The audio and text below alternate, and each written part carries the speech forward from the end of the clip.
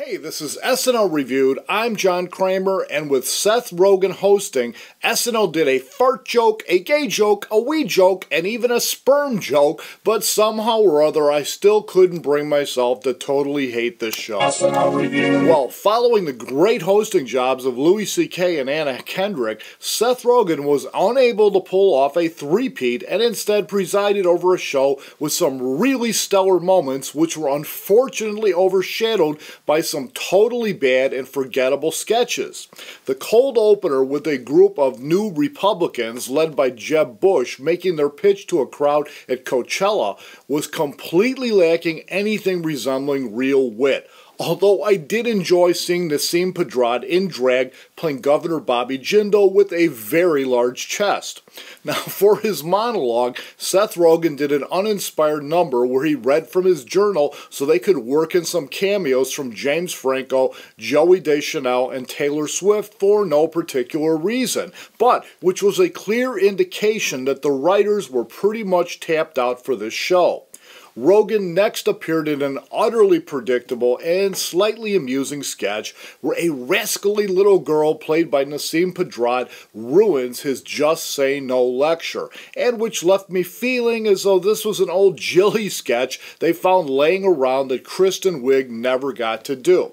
But happily, they moved on to the best commercial parody they've done in quite a while, the CNN pregnancy test, which was brilliantly funny, which is not the way I would describe A.D. Bryant's big sketch of the night, which was totally predictable, with the exception of the fart joke they threw in when there was nowhere else left for the sketch to go. But I did love the short film they did called Monster Pals with Michael O'Brien and James Franco pulling off a very tender and silly triumph, which left me wondering why it was Franco in the scene instead of Seth Rogen.